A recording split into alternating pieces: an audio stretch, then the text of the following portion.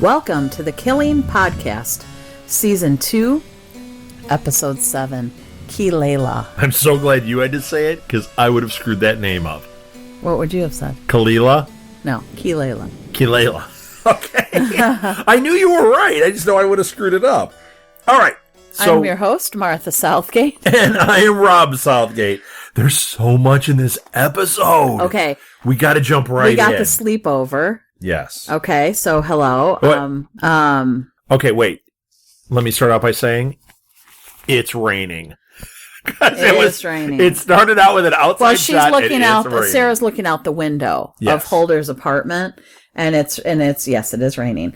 But what I want to say about this is there's a sleepover. There's a sleepover, and this is the beginning of the love. No, this is the every fanficker's dream. You fickers. This is what where it starts. What did we call them? The one was it in old Chester's fickers? Yeah, on Chester's Mill. We called the people like you were the old fickers, and then there's the young fickers. Well, ficklets. The young ones are ficklets. Yeah, but this is one where old fickers are going nuts. There's so much to work with here. Yes. But anyway, she was telling Holder that someone had left the drawing on her refrigerator, but it had been packed away. Right. And she said, whoever did this knows things about me. And Holder's trying to reassure her, you're safe. And he says, not even Jehovah's Witnesses come around here. Yeah, right. Right. Now, I didn't realize when it started, you're sitting here like, I know you were glowing, dying that they were in Holder's apartment. I actually couldn't remember that it was Holder's apartment. So in the beginning, I'm like, where are they? What's going on?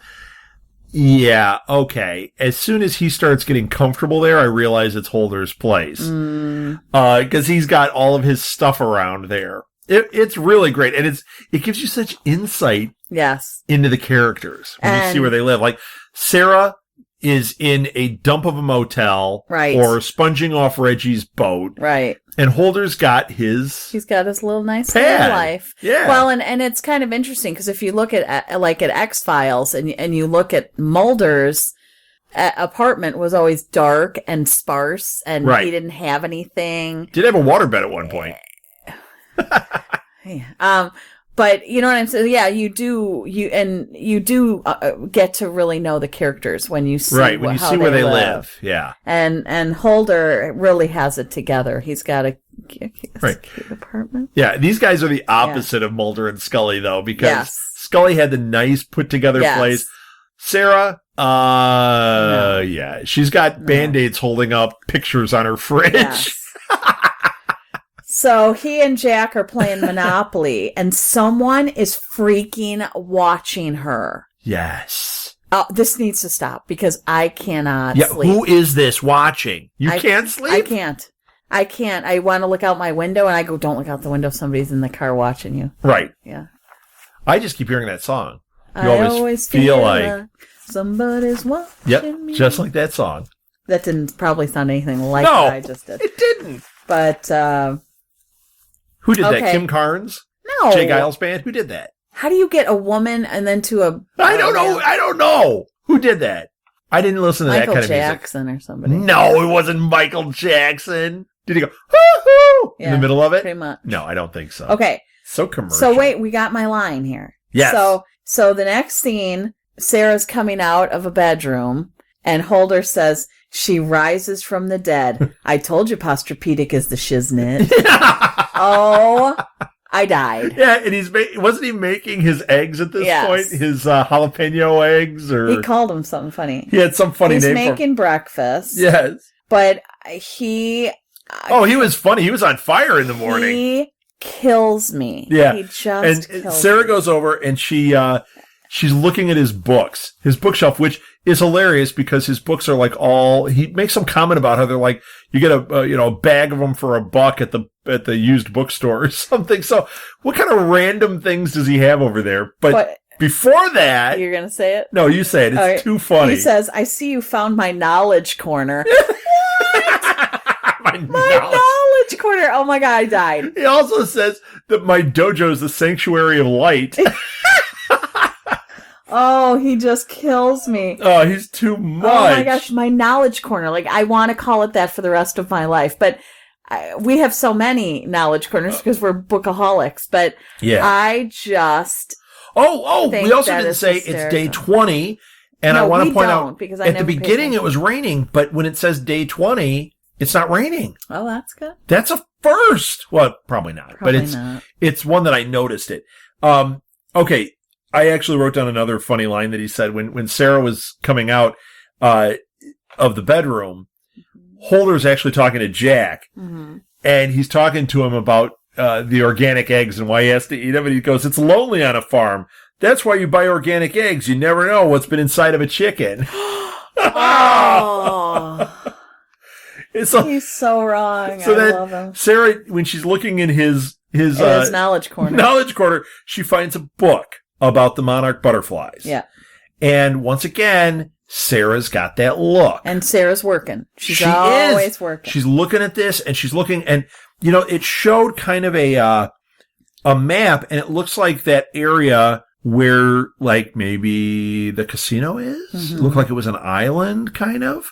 So this was really interesting, because at first I'm just looking at it thinking, what's the big deal? It's just this butterfly thing. But we actually went back and we were rewatching this beginning, and then it was really obvious to me that was kind of that island. Well, and the monarch butterflies were what Rosie was. Yeah, even the thing on her wall, her pictures that she has on her wall are shaped like a butterfly. Right. This is something she's definitely interested in. And it's not just like, girls with unicorns. She seems to be actually interested in the animal, not just in the pink glitter and rainbow farting. You think that people aren't interested in unicorns for what they are, not just for their glitter? Sure they are. So... Get out of here. I like that one when that commercial where the unicorn has 4 horns. It's a quadricorn. I haven't seen it. Yeah, it's not that funny, but I like that it's got 4 horns. It's very horny.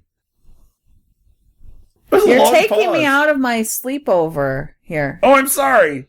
So Holder says they can stay as long as they want. Now, what I hear Sarah say is, "Oh my gosh, of course we'll move right in. I love you, and we'll stay here forever." But what she actually said... And pass the jalapeno eggs. Which deflated me tremendously was, "No, we're only staying tonight. Oh, I only stayed last night, and that's it. We're leaving." And I just want to punch her in the face. Several times when you write your fanfic about this, you could rewrite that. No one would want to read it because it would be over. It would just be, I love you and I'll stay here forever, right. And we live happily ever after. Exciting. No conflict, no nothing. No. So Ray calls at that point about Rosie's voicemail, and he says they found buzzing. There was a buzzing sound, could be from a diesel generator. Like a fan that construction workers would use, or something like that. So maybe the construction site inside the casino. Yes. So she wants to get right to work. Yes. This is important. Okay, this is important to a foodie. Okay, this scene is very important. It to is, me. and you know what? This is something that happens in a lot of shows. Jack hasn't finished eating. Right. And she tries to force him away from his food. She didn't eat. It makes me want to freaking scream. And not just he went to all that trouble, and it's good quality ingredients. And you can tell. And they're wasting them. And you can tell that it probably tastes amazing because he's so proud of these. And he is very offended. Eggs. Yes. That makes me crazy. He should be. But that happens on like every show. Nobody ever eats their meal. Tony Soprano ate his meals. In my fanfic world, if you watch she would have said, "I'll stay here forever, and yes, let's sit and eat a leisurely breakfast, and then we'll get to work." Right. But she didn't even let Jack's trying to eat. For gosh sakes, woman. Yeah. He either eats out of the vending machine or this. How about if you let him eat this? One meal. And you know what? You've been offered a comfortable place to stay that is safe, and you're taking him away again and putting him somewhere that's not, especially a place where obviously he likes Holder. He's comfortable with Holder. Yes. The whole thing is just very sad. But Holder tells her where the spare key is, which makes my heart sing. Yes. And then he offers Jack a Pez. Right. Now, what is that Pez holder? It looks to me like a Disney princess. But he says, keep your head up, little man. And it just breaks my heart. Little man's? But he understands him. Yes. And he feels for him. And he's like, I'm sorry your mom is so flippin' crazy. Because I would sit here and hang out with you. Yes. And take care of you. Yes. And she won't. You could write the let Jack me. Holder fanfic. No. Yeah. But so that Pez, it looks like a Disney princess, but the other thing it looks like is it looks like Sarah.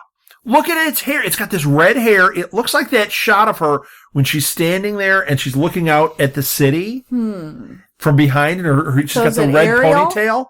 No, Ariel doesn't have a ponytail. I think it might be like Belle or one of those, but they've given it red hair, so it looks like Sarah. So what, you think he makes his own creepy? Oh yeah, maybe he's that guy. Maybe we're gonna find out in season 4 that Holder is like a serial killer. Oh, there you go. What he does is he takes his victims and he stalks them and he makes Pez out of them. Nice. The human Pez. It's gonna be that. Well, imagine that movie. No, I don't want to, because that would be very scary. What? But the human Pez. Would it come out of their necks? I'm not even going to entertain this. Oh, you know I am. The rest of the night I'm going to be thinking about that. Okay, let's move on. So you write your own fan fiction with your scary about the human Pez. Oh, I totally am. So Gwen, Jamie, and Darren are working on the campaign from the hospital. Yes. She wants to get the Larsons to exonerate him in exchange for a lighter sentence for Stan. Yeah. But she's totally scamming Stan. She knows they won't cut him a deal. She knows that they are. And she's lying. She's going to absolutely... So Gwen, who you thought was a okay person, she is like a political animal, and she's nasty. Yeah. Yep. Yet again. So, like, not wanting to be in this world. No. At all. No. So, do you want to take the stand in the garage? Sure. With Sterling? Stands at the garage. Oh, you want me to expound on that? So Sterling, who's Rosie's friend, she shows up, and they have a conversation. She tells him that they gave Rosie's locker away. And you know that it's because of the controversy and everything, and with her with Beausoleil and everything. It's just, it's another one of these, like, gut-wrenching scenes. Because Sterling feels terrible. Mm-hmm. She's reaching out to Stan. Stan feels terrible. He knows that Sterling's hurting. Well, the whole thing she said she thought they would want her stuff. Right, so she brought her stuff from her locker. Because they were just going to dump it. Right. They had no intent. The school wasn't going to give it. Well, we know this principal is just like a really caring, loving person. Yeah. Stan asks her about the shoebox, if she knows anything about it. And she says no. Yeah. And then he asks if Rosie was happy. And Sterling says, I think she was. Mm-hmm. It's not a definitive yes. It still leaves the door open that, like, maybe Rosie was unhappy, depressed, whatever. But she's like, yeah, it might be just placating. But at the same time, she says, I think she was. Mm-hmm. This is the hard part. I didn't even want to talk about it. He starts telling Sterling about the last time he saw Rosie. Mm-hmm. And he said that she looked sad. He said she was looking at me and she just looked sad. And he gets upset like he's crying. Oh. And then Sterling is just awkward. Like it's like, I have to leave. And she just gets up and she awkwardly leaves. I mean, it was really uncomfortable. Oh, man. And then the phone rings. So sad. Oh, my gosh. I actually put a box around the word so sad because it was just killing me. I felt terrible for everybody in that scene. So Sarah and Jack are in a new hotel. She tells him to order room service and get a movie. Right. She goes, just this once. Because she's trying to make up for the fact that she took him away from him out of Holder's apartment and put him somewhere alone. So, okay, you can have one night of enjoyment and then... There are times where I just want to punch her. So she scans the room, making sure it's locked up, etc. What do you think he watched? he wouldn't watch it like a scary movie, but at that age, I would have wanted a scary movie. Yeah, but not in this. He was living a scary movie. So yeah, I doubt that he went for anything like scary. I always wonder about stuff like that. I wonder would what Jack would be that into. he probably went for, you know, like, I could see him watching like an 80s comedy or something. An 80s comedy? You know, like a John Hughes or you know, Porky's or something. You know, Porky's? Something goofy. Where do you go there? I don't know. But something Teenage Boy Goofy. Yeah. Animal Weird House. Science. But yeah, like an old, like a retro. Yeah, one. You're all over the board with your comedies, aren't you? I think I find lots of things. Blues Brothers. Yeah, see? Yeah, something like that. So... Okay, I just needed to be placated there a little bit. I needed to know what was going on. He promises to stay there. You know, she's like, you got to promise me that you won't leave. Because she knows that he's not safe. Right. Holder calls. He's got the info about the casino. Yes. So off she goes. So they're driving to the ferry for the casino, and he found out that Amos Construction was renovating something at the casino. But it was $6 million. But they made no profit. Right. Weird. Right. It cost $6 million. They made no profit. Why were they doing? What were they doing? Yeah. And they were there. They didn't see any construction. That's the other thing that's weird. It's like, where was it and what were they doing? We don't see anything here. Okay, so I get to say my and Holder line. At this point starts filling his. I wrote Holder fills his Linden Pez. So she pulls out the butterfly book and he says, "Hey, you stole that from my dojo. Right. It's part of a set." I almost wet my pants. So he got the whole set for like $1. Oh my gosh. And you know, but Rosie was filming the butterfly migration. And so she wonders if Rosie accidentally filmed something that got her in trouble. Oh, that's a good thought. So she's trying to get inside Rosie's head. Right. And Holder calls her the ghost whisperer. Right. What he said, or she said that it was the island, that the migration pattern goes right through that island. So we were right. When they showed that picture, that was the island. That's what got her brain going on that. The ghost whisperer. So Holder calls her the ghost whisperer. You know, he's just having none of it. And she kicks him out of the car. Wait. Before she kicks him out, she gets mad and says, "I hear there's a 12-step program for shitty moms like me." Well, no, you missed it. What? No, she kicks him out of the car. He says that Jack says she's not sleeping. Don't go all Looney Tunes for Jack's sake. So that's why she got mad. Oh, I did miss that. Wouldn't you get mad? Yes. And so she says, "I hear there's a 12-step program for shitty moms like me." And she says, "You think because you made us some omelets for breakfast, you know what's best for Jack?" And he says they were breakfast burritos. Because he was channeling me. I love and he's very literal. Burritos. But he says he just wants her to step back a little. She clearly isn't wired that way, so she can't. Right. She cannot. She says to him, "Talk to your sponsor lately." Oh. Because, of course, she knows that the sponsor abandoned him and screwed him over and destroyed him. And she's just twisting that knife. She said, "You maybe want to talk to him so you don't go off the rails." And he says, "At least I own my addiction." Oh, my gosh. What a scene. Yeah. Oh, my sweet angels are fighting. In the beginning, everything seemed a little bit happier. Not so much now. And she kicks him out of the car. She drops him off. They're fighting. I mean, they're like really not friends at this point. She leaves him at the gate to the casino. And she's not driving. at the door, way out at the gate. So he's got to walk his way in. She tells him to call for a car. Right. Sarah's driving around the reservation. Yeah. And Holder's in the casino now. And a cleaning woman spots Holder. Now, at first, I thought, is she the one who was in the car staking out Sarah? I thought that too. Out Sarah. And she totally gives him, like, the eye. She's totally watching no, him. It's a different face. Like, I kept thinking, no, it's not matching up to the face we saw. Right, but I did have that same thought, like, is she right, is she part of a group that's watching him? Why is she giving him this weird look? So Gwen and Jamie are at Stan's, and Gwen gives him the spiel about his reduced sentence.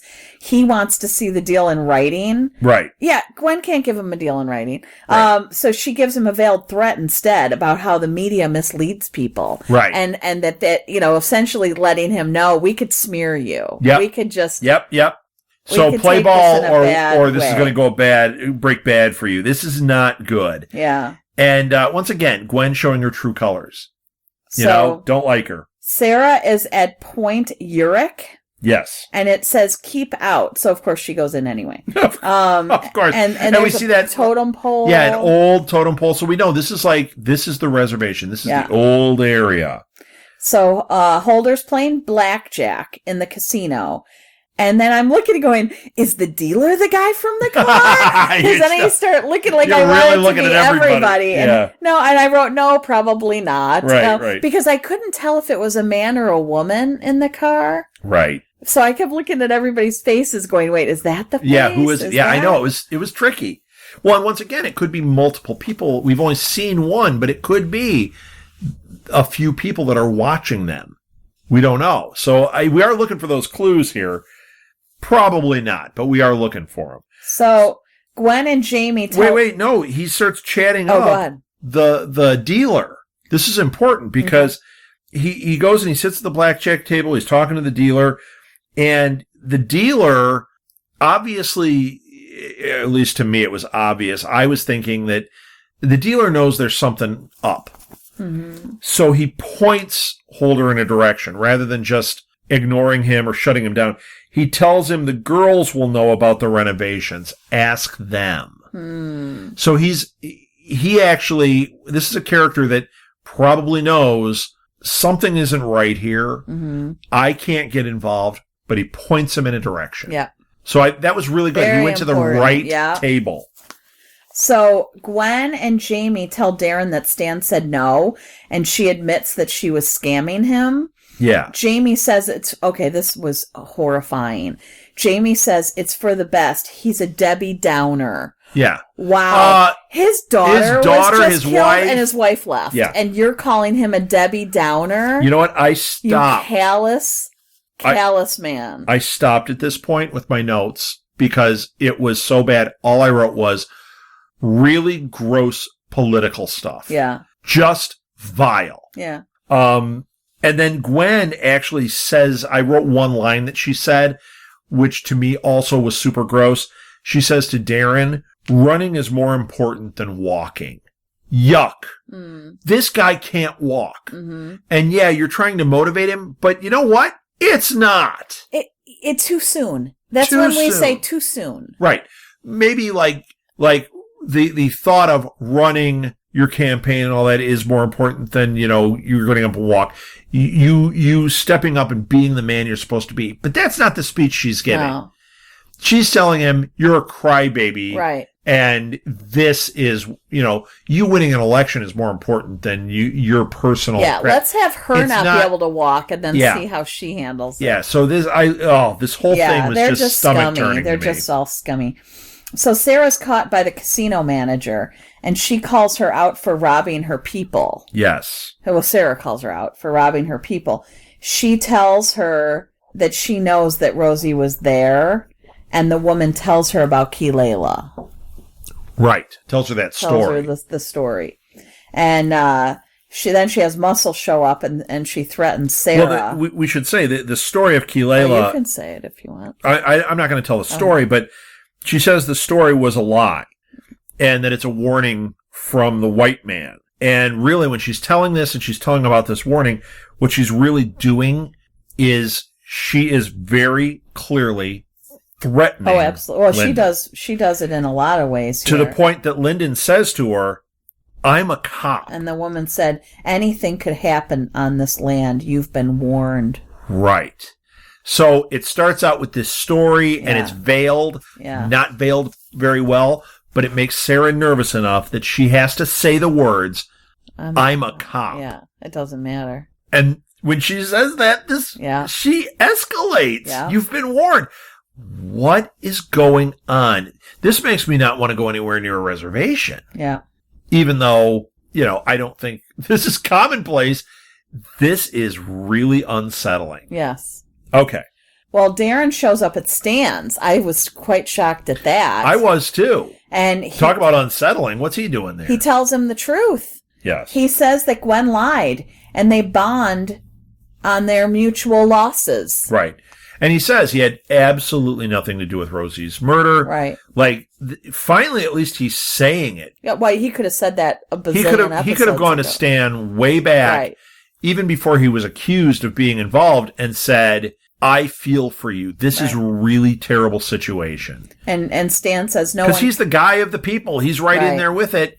This is a big, nasty story that could have used that political hand. No one cares about my daughter anymore. And Darren says, then make them. Right. So. Right. He also says to him, you deserve the truth. Right. So I thought that was like, this is the Darren that I want Darren to be. Yeah. I don't think we've seen a lot of this. No. There have been glimpses, but this scene, this is the guy that I think they want you to think he is. And I think that his real self shone through right here. That wasn't the political guy. This was the human. This was the guy that got into it for the right reasons. Mm-hmm. There it is. So Holder's at the bar, and he tries to get a hooker to take him to the construction site. Like some older Indian hooker. Yeah. Who, oh man, that was bizarre. Well, but then he ends up. She refuses and a guy propositions him. So he says, sure, I'll go with you. He totally makes it seem like, yeah, I'm into this thing. So the guy, he finds out from this guy what floor the construction site is on. Right. But the elevator didn't work. Well, he gets it out, but then he just completely rejects the guy, of course. So he ran up to the 10th floor, but the door was locked. Yes. And he's out of Pez, and he says, you and me both, baby. But the maid is in the elevator with him. Yes. And she gives him a book of matches. Right. And on the way out, she says, I hope Rosie's family got her backpack okay. What? And the door's closed. What? So is she the one that brought the backpack? Apparently. Or did she knows who did. Yes. And then she just drops the bomb on him right there. And the book of matches says BB's Hair Emporium, 11 a.m. What is this? Right. And the casino security is waiting for him when he gets out. Yes. And Sarah calls him to warn him to get out of there, but it's too late. Well, she's been escorted to her car. And as soon as this happens, she gets in her car and she's trying to warn him, like, you need to get out. Nope. Yeah. Yeah. Oh, my gosh. Okay, so where are we? Stan and Terri and the boys are carving pumpkins. Yeah, it's pumpkin time. So now they're doing that. This is one of the rare times they're not saying, we're going to take you to the zoo, because they seem to say that to the boys in every episode. And then never take them anywhere. Right. So Stan, Terri, and the boys are carving pumpkins. The boys tell Stan that the cops talked to Terri the day before, and she's evasive about why. So he kicks the boys out. Oh, yeah, of course. And she says they asked her about her boyfriend, Michael. He's Jasper's father.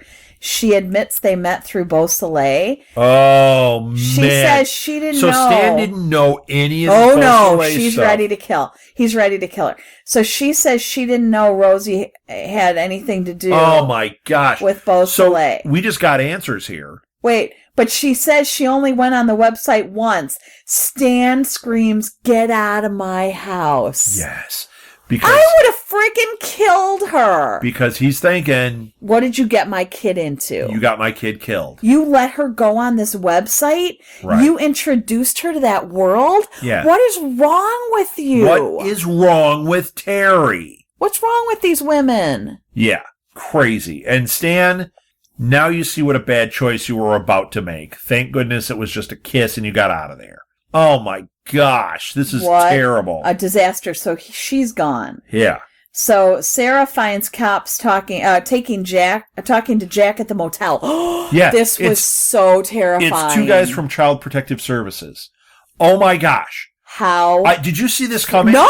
I mean, really, in hindsight, you can say, yeah, I see it, but yes and no, because if it was in fact Jack's dad who's having her tailed, then yes, I saw it coming. That would make sense. Yeah. I just hadn't put that together yet at this point. So when this happened, I was surprised. Because of neglect. Who the heck is calling? Oh, it's got to be the dad. If it's not the dad. It's got to be the dad. Holder's detained by the casino police, and they take him to the chief. Yeah. And then Child Protective Services is taking statements from Sarah and Jack. Wait a minute. Holder has a funny line there. Oh, good. I missed it. Put it up. He says, "Take it easy there, Thunderheart." That's funny. That's why they're roughing him up. Oh, he's hysterical. It's so good. Okay. So Child Protective Services is taking statements from Sarah and Jack. They're going to rule whether he can remain in her care. Right. And while they're doing that, she kind of motions to, like, they kind of signal to each other. Jack goes out the bathroom window. Yep, because we saw that earlier when they had talked about this. Sarah says she has to take a call, and they run. Yeah, and they meet at the car. Not smart. Right. And Jack completely melts down. Yes. Finally, I'm like, where's this kid's emotion? He never gets very upset. He never cries. He never gets that angry. Well, I think he's in shutdown mode with this living nightmare. Oh my God, that's going on around him all the time.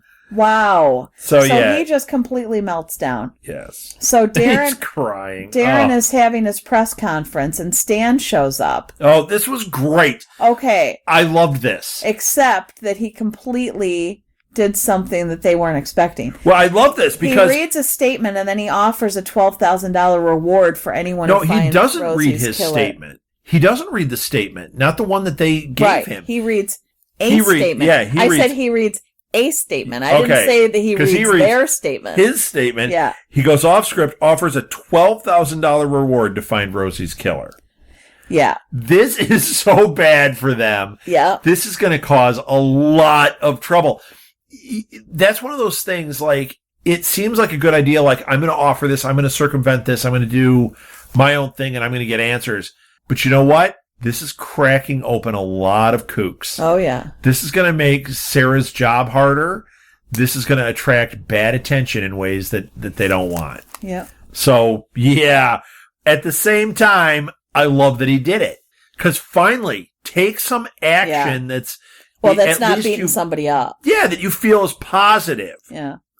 So they drive... It's just not the right action. So the security people, the reservation police. It's the reservation police department. They drive Holder past the reservation police station. Yes. They won't talk to him. Right. They take him out to the woods. I was freaking dying. My God. I was quaking in my they boots. they can't kill him, right?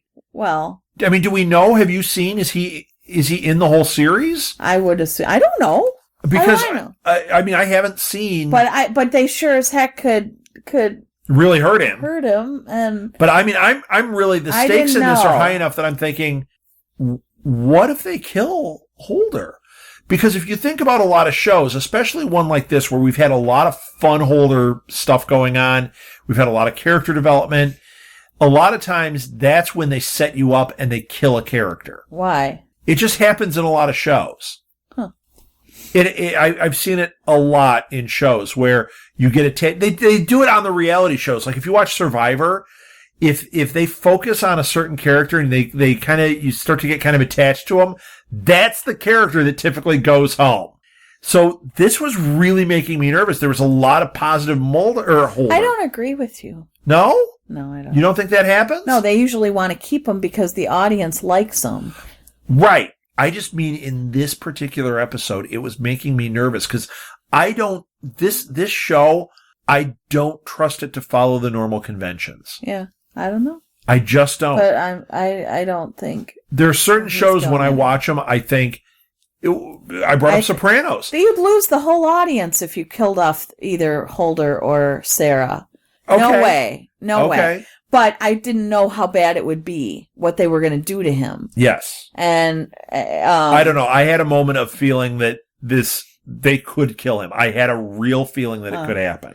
So they take him out to the woods, and the casino manager and the muscle. Oh yeah, they're all out there. Sheriff, whatever. They're all chief.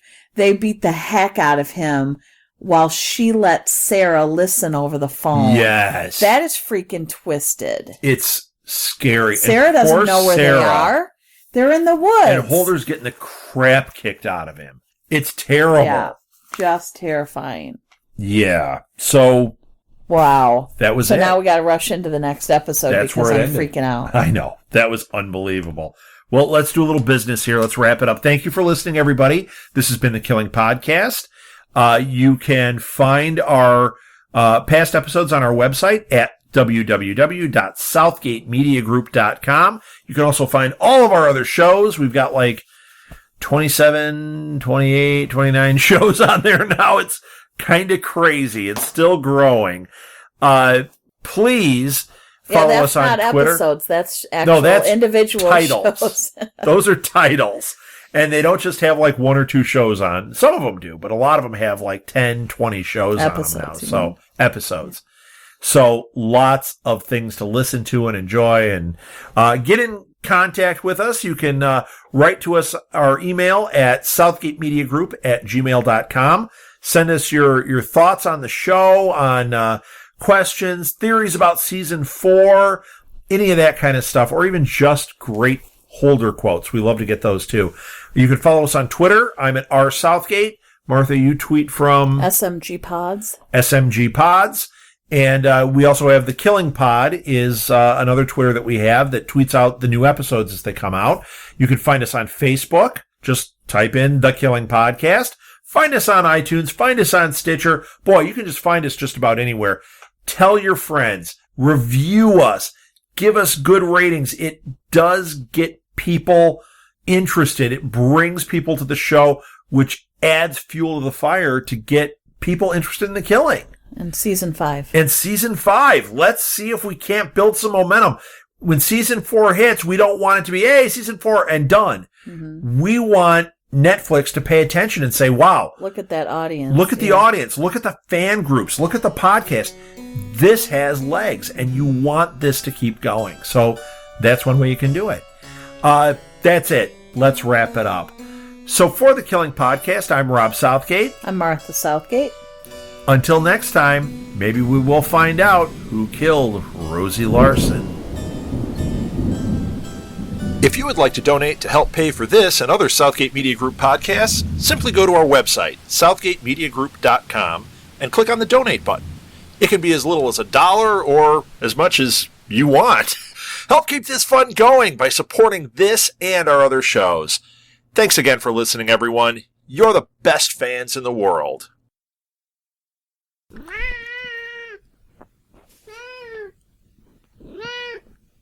I hate you, cowboy.